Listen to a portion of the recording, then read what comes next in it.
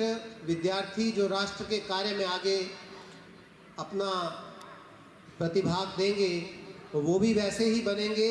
तो वो उस बात का एक छोटा सा उदाहरण मैडम ने मंच से दिया है। इसके लिए आपका बहुत बहुत आभार, बहुत बहुत धन्यवाद।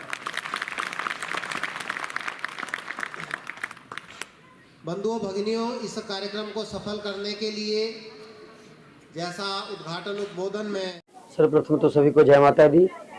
भगवती के इस पावन प्रांगण में हमारे पंकज भैया के सहयोग से, हमारे राहुल भैया के सहयोग से अद्भुत हिंदू सम्मेलन हुआ और बढ़ चढ़ के लोगों में जागृति देखने को मिली।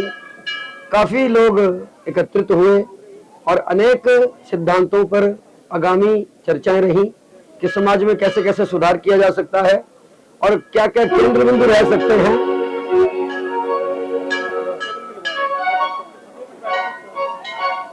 जगत जननी मां सिंदूरी जी का 25वां स्थापना दिवस बड़े ही धूमधाम से मां भगवती के पावन प्रांगण में मनाया जा रहा है। पिछले 24 वर्षों से बड़ी धूमधाम से ये कार्यक्रम होता है, जिसमें कि हमारे यहाँ देश विदेशों से अनेक कलाकार अपनी सहभागिता लेते हैं, मां भगवती को अपने अपने भावों से रिझाते हैं।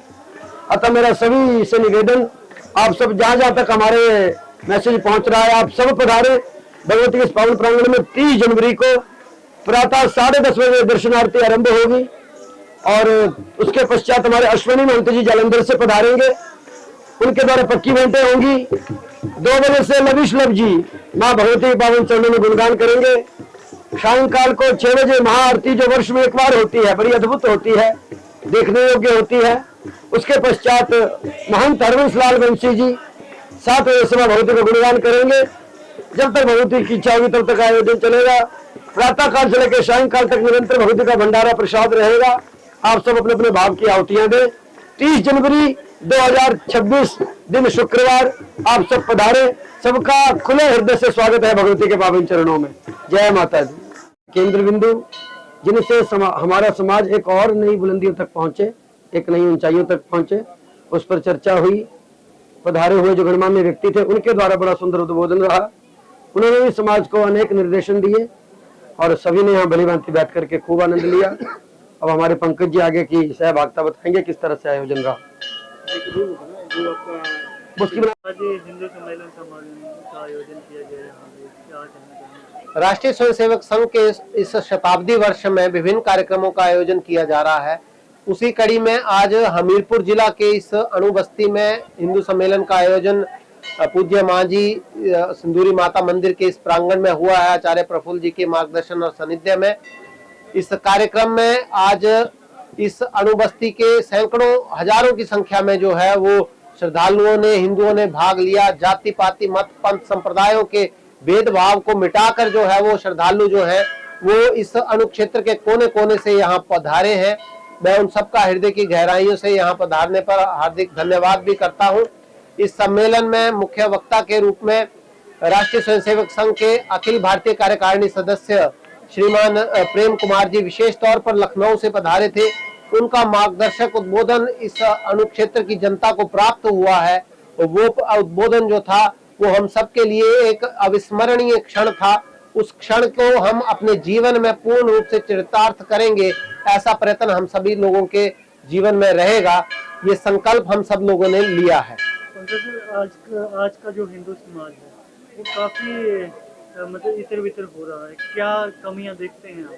ये भी एक नैरेटिव स्थापित करने की एक प्रक्रिया है कि हिंदू समाज तितर बितर हो रहा है। अगर आज का हिंदू समाज तितर बितर हो रहा होता तो इस सम्मेलन में जो हजारों की संख्या में जनमानस यहाँ उमड़ा है वो कहाँ से आता? क्योंकि ये सनातन की एक बहुत खूबी है कि सनातन में देवी देवताओं संतों को अलग अलग तरीके से पूजा जाता है। कोई माता का भजन करता है, कोई विष्णु का भजन करता है, कोई कृष्ण का करता है, कोई राम का करता है। परंतु ये जो एक जहरीली मानसिकता वाले लोग होते हैं वो एक नैरेटिव सेट करने का प्रयास करते हैं कि हिंदू बंटा हुआ है, जातियों में है, मतों में है, पथों में है। ऐसा एक किसी समय इस परिस्थिति को निर्माण किया गया था। परंतु अब जो अगर हिंदुओं का प्रादुर्भाव हुआ है, आप देखिए कि 500 वर्ष के एक विशाल संघर्ष के पश्चात हिंदू समाज ने जो है वो पूर्ण भारतवर्ष में एक भव्य राम मंदिर का निर्माण किया है। वो राम मंदिर जिसकी 3 मंजिलों का निर्माण होकर उस पर एक भव्य शिखर जो है वो वहां स्थापित हो चुका है।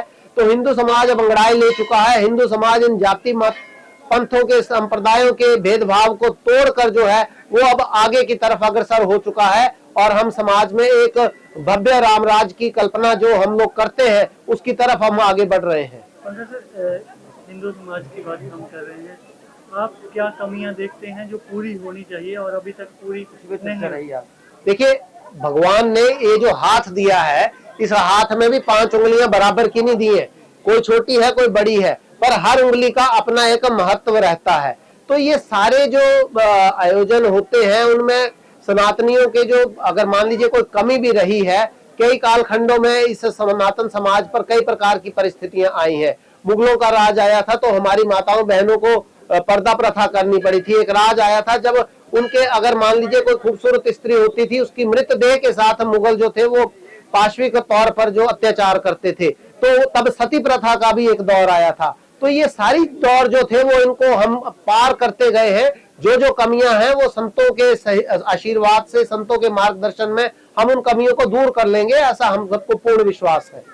पंकज सर, बात करेंगे, सर ने बात कही बाल दिवस की तारीख को चेंज करने की, क्योंकि साहिबजादों को लेकर जो है वो गुरुजी ने कहा कि ये चेंज होना चाहिए और बाल दिवस जो है वो 25 दिसंबर को मनाएंगे। ये तो आधिकारिक तौर पर बाल दिवस 25 दिसंबर को है ही है।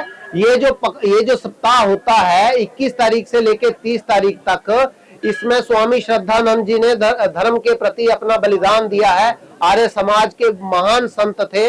वीर बालों का जो एक हमारे जो साहिबजादे थे उनको इस दौरान दीवारों में चिनवाया गया। गुरु तेग बहादुर का, गुरु अर्जुन देव का ये बलिदान है हमारा। तो हम लोग इस दिवस को क्योंकि सनातनी है तो सनातनी वीर बाल दिवस हम अपने उन साहिबजादों के उस बलिदान को याद करते हुए जो है वो हम इस कार्यक्रम को मनाएंगे और मनाते भी हैं और इसको आगे लेके भी जाएंगे। बात करेंगे आजकल के जो स्कूल हैं हमारे जहाँ बच्चे पढ़ रहे हैं, ये बड़ा दुर्भाग्यपूर्ण है कि इस भारत भूमि में जो सरकारी या प्राइवेट स्कूलों में ये जो कार्टूनों की तरह हमारे बच्चों को सेंटा क्लॉज की ड्रेसों में लेके आते हैं, ये बहुत ही गलत आचरण है इन स्कूलों का। मेरा इन सभी स्कूलों के प्राध्यापकों, संचालकों से विनम्र निवेदन है कि आप अपनी मानसिकता को बदलिए। हमारे बच्चों को कार्टून बनाना छोड़िए, उनको वीरांगनाओं का रूप दीजिए, उन्हें वीरों का रूप दीजिए। कोई लक्ष्मीबाई बनाइए, कोई भगत सिंह बनाइए।